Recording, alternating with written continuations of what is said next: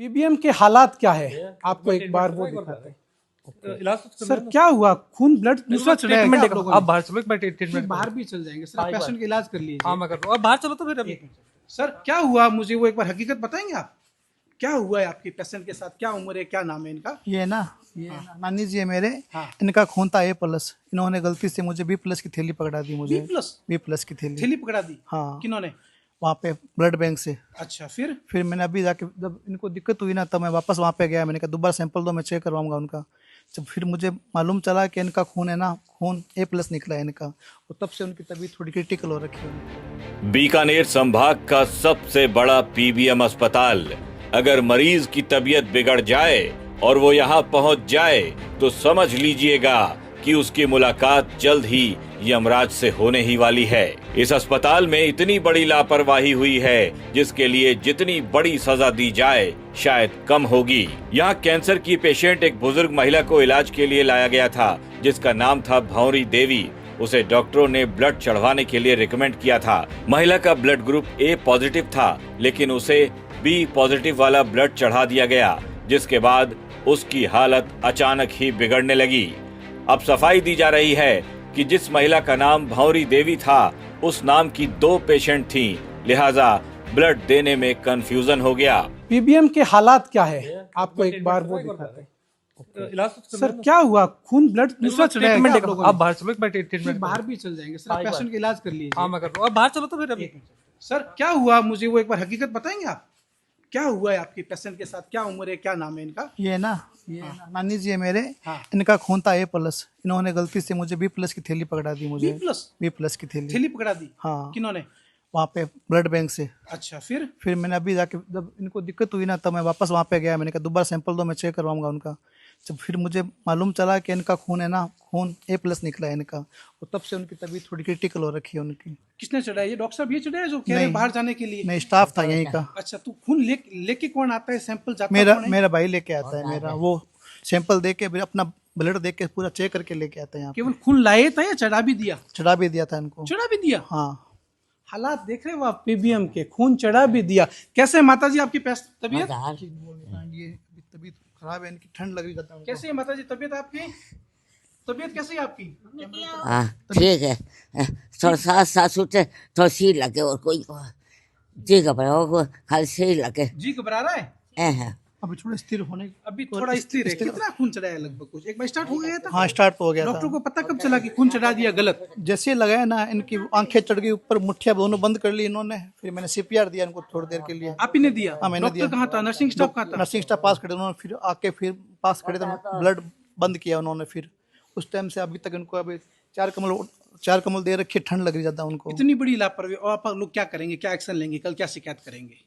हमारे हाथ में देखो क्या है, हम तो आम आदमी है इसमें।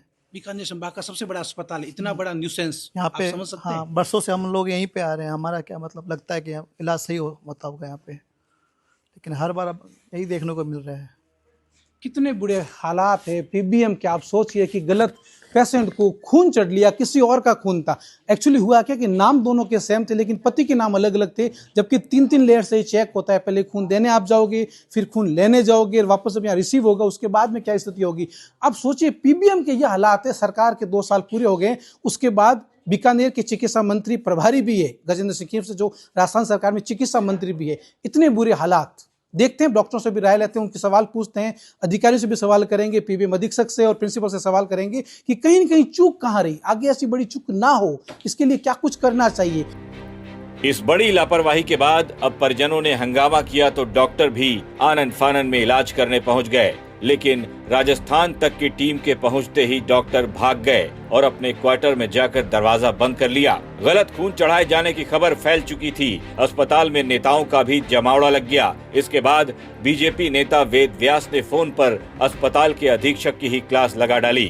मंगला देवी पेशेंट थी, A+ उसका ब्लड ग्रुप था। भंवरी देवी नाम था पेशेंट का, और A+ उसका ब्लड ग्रुप था, और उसको B+ लगा दिया।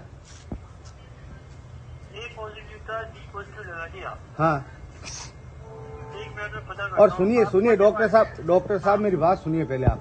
आप आदरणीय हो, बड़े भाई हो, आपकी सेवाएं बहुत अच्छी है, पर ये हमेशा बार बार पिछले काफी दिन हो गए इस विषय पर सवालात उठ रहे हैं। घिया साहब फोन नहीं उठाते, या तो उनका काम करने का मन नहीं है, पहली बात। और दूसरी बात, डॉक्टर साहब मौके से फरार हो गए, भागे, उधर कॉटेज में चले गए और अपना रूम बंद कर लिया। तो अभी इसका इलाज कौन करेगा वापस? जिसकी तबीयत बिगड़ी है, डॉक्टर साहब तो भागे अंदर की तरफ। नहीं, मुझे बताओ अभी वार्ड में कौन से वार्ड में पेशेंट? अभी हम खड़े हैं आपके जो हल्दीराम मूलचंद अग्रवाल कैंसर चिकित्सा परिसर है ना, उसके अंदर घुसते 2 नंबर वाले में हम लोग बाहर खड़े हैं मौके पर। एक गार्ड साहब खड़े हैं, आपके जो रेजिडेंट डॉक्टर थे या कौन से डॉक्टर थे वो तो अंदर भागे। 2 मिनट दो। और ये गंभीर मामला है भाई साहब, मैं पहली बता रहा हूँ। घिया साहब इसको बहुत हल्के में ले रहे हैं, फोन नहीं उठा रहे, और वो हर बार पिछले काफी समय हो गया है वो इन चीजों को गौर नहीं करे, वो गलत है भाई साहब। 2 मिनट हम यही खड़े हैं भाई साहब। पीबीएम अस्पताल में इतनी बड़ी लापरवाही कोई पहली बार नहीं हुई है। यहाँ अक्सर ऐसे मामले सामने आते रहते हैं। सरकारी नौकरी करने वाले लोग यहाँ अपनी ड्यूटी पर तो आते हैं, लेकिन कुर्सी पर नजर नहीं आते। भले ही गरीब मरीजों के परिजन इन्हें खोजते फिर रहे हों, इनकी सेहत पर कोई फर्क नहीं पड़ता। आप कैसे आए भैया? हमारे पेशेंट इसी वार्ड के अंदर एडमिट था, तो हमारे पेशेंट के पास वाले के अंदर यहाँ पे जो ब्लड ग्रुप था उससे अलग होके दूसरा ब्लड ग्रुप लगा दिया। जिसकी जिम्मेदारी कौन लेगा? इस वार्ड के पूरा इतना बड़ा वार्ड है जिसके अंदर 100 से 200 पेशेंट है। आप सोच सकते हैं पीबीएम कितना बड़ा वार्ड है। इसके अंदर देख सकते हैं आप, इधर कोई नहीं है। कोई नहीं है। कौन इसकी जिम्मेदारी लेगा? ये हालात है। ये हालात है। इस जिम्मेदारी कौन लेगा? डॉक्टर से रिपोर्टिंग स्टाफ ने बात की थी, तो रिपोर्टिंग स्टाफ से डॉक्टर से बात करते हुए डॉक्टर भागे। क्यों? उसने जिम्मेदारी नहीं ली। अब बवाल बढ़ गया, मीडिया भी पहुंच गई, तब जाकर अस्पताल प्रशासन की नींद टूटी है। अब कमेटी बनाई जाएगी, जांच होगी और फिर किसी अदना से कर्मचारी के सिर पर सारा दोष मढ़ दिया जाएगा।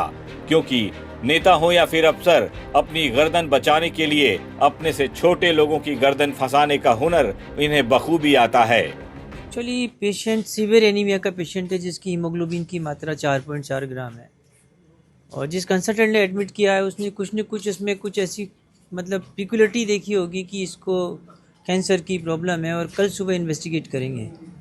उसी को देखते हुए एडमिट किया है, और उसी को देखते हुए शायद ब्रीदिंग प्रॉब्लम थी तो उन्होंने को ब्लड ट्रांसफ्यूजन के लिए बोला होगा उसको। और अगर ये ब्लड ट्रांसफ्यूजन के दौरान कोई गलती पाई गई तो सुबह इसके जो भी बाय द वे पनिशेबल आदमी है उसको पनिशमेंट मिलेगा। लापरवाही का ये आलम तब है जब राजस्थान में बीजेपी की सरकार के 2 साल पूरे हो चुके हैं। सरकार जश्न में डूबी है, अपनी उपलब्धियों का बखान कर रही है, और सरकारी अस्पतालों का हाल ऐसा है।